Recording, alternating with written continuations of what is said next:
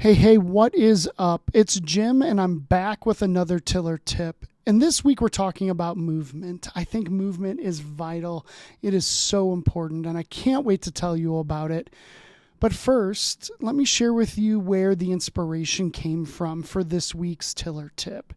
It is a man from the Old Testament, a mighty man of the Lord. This man was a prophet.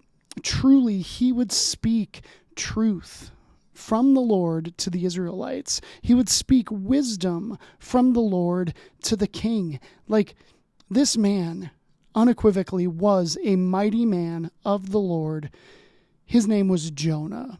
Now, I say that name and a story pops to mind. Absolutely. You know what story.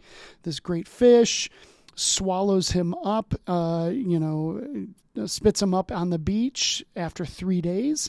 And this is all a response to a great act of disobedience. Okay, so your impression of Jonah might not be all that good or strong, but I think it is absolutely fair to say that he was a mighty man of the Lord. And I don't want to talk about the fish thing. Like, that's a great story, but that's not what sticks out to me. It is absolutely the movement of Jonah. In order to set it up, I'd love to read the first 3 verses of this book. If you've never read the book of Jonah, it is 4 chapters long. It is not very long. It is a beautiful story. It'll take you about 10 or 15 minutes to read. Let's read these first 3 verses together. Now the word of the Lord came to Jonah, the son of Amittai, saying, Arise, go to Nineveh, that great city, and call out against it, for their evil has come up before me. But Jonah rose to flee to Tarshish from the presence of the Lord. He went down to Joppa and found a ship going to Tarshish.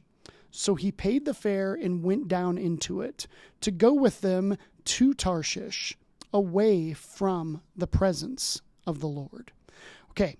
Simply put, that's the first 3 verses, and it gives us all the information that we need to really find something coachable, something that could really help us. So, it doesn't say where Jonah was when the Lord came upon him to make this request for him to go. Now, his hometown is a place called Gath Hefer. Okay, I maybe butchered that. I don't know. Let's just call it GH. We learn about GH in 2 Kings chapter 14, and it identifies that Jonah, his hometown is GH. Okay, and so most likely he's hanging out. He's chilling in GH when God comes and makes this request of him, this maybe demand of him. And it's like, hey, head east, go to Nineveh, okay? They need to know about me. Now, Jonah doesn't like that. And I don't think it's simply just out of disdain, although he maybe didn't like them. I think as we read this book that it really is that he feels like they don't deserve the goodness of the Lord. And so he doesn't want to do that.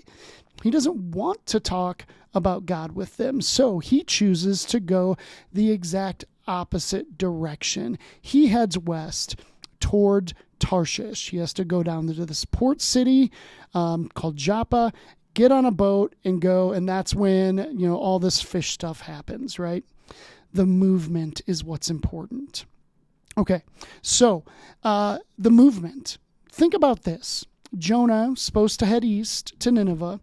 That would have been a 20 to 30 day journey by foot. I mean, truly, that's how long it would have taken him to get there. Instead of doing that and going there, he decided to make a 2 to 3 day journey down to Joppa. Okay. And then this boat ride is a really significant boat ride. I'm going to put a map up on the screen here so you can see the distance is way longer. He is going way out of his way. He's not just going the wrong direction. He's going as far the wrong direction as he can. This ship is going to take 2 to 3 months to get to Tarshish. And Jonah's just like, hey man, I don't want to go to Nineveh, so I'm going to go to not Nineveh. Okay. And I think that when, God comes upon us, which I hope you've experienced that. I hope you've experienced the Lord come to you and make a request of you, maybe even a demand. You might not like that, but I think we often, this isn't unequivocally true, but I think we have three options. And for Jonah, the three options were this. And the first two are obvious. It's Nineveh or it's not Nineveh. Okay, those are the two main options. But there was a third option. That option was to stay put, to stay in GH, not go anywhere, not do anything. And I can't prove this because that's not how the story got told. I believe that if Jonah would have stayed put, done nothing, just chill in GH, that God would have probably left him alone. Obviously, like a whale's not going to come and swallow him up because, GH is a landlocked city. Like that's not going to happen. Maybe God could send a pterodactyl or something. I don't know. He could have sent some other creature. I honestly think that God would have just left it alone. Let him choose apathy. Do you believe me? Do you agree with that? Because I am absolutely convinced. I think it would have been way better for Jonah just to go to Nineveh. But the second best option was actually not Nineveh, headed towards Tarshish, because that at least instituted movement. Have you ever heard the saying that the opposite of love isn't hate? Hate has too much emotion baked into it. The opposite of love is apathy. It's like Nineveh's love and Tarshish, not Nineveh, is hate. But the apathetic choice would have been to stay put in GH. And he didn't choose that. I think God, I really believe God would have been like, okay, well, we had a good ride. We did some good things. All right, that's fine. But the fact that he was passionate enough to move, man, that gives me all the encouragement in the world. That sometimes I don't know what direction to move. But this story, it absolutely tells me that I should probably move in a direction. And that if I'm moving in the wrong direction, God's going to be like, all right, that's cool. I respect it. I'm not going to let you do that. I'm going to redirect you. But I just think movement is that important. Think about Paul. Paul, as we see in Acts 9, he was moving. He was headed down the road to Damascus. He was going there to persecute and kill Christians, believers, members of the way. And that movement is not good. It is bad, but it's passionate. It's movement. And God's like, hey, you know what? I can use that.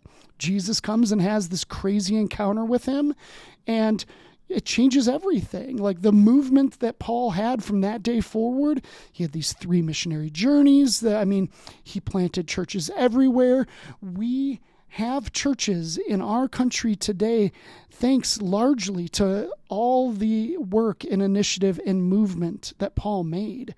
Movement is that important. Staying put, apathy, doing nothing is often, almost always, I'll say almost, I'm going to put that caveat, usually the wrong thing. God's not going to meet us in that place of doing nothing. We're free to move. Make the choice. What is the choice that you need to make? Make it. Start moving. If it's the wrong direction, I truly think God's going to do some version of the whale. I think it's going to happen. So, movement. Let's do it. I'm trying to move, okay? One other thing that sticks out about this story, and this is a place that I'm trying to move myself, is think about this.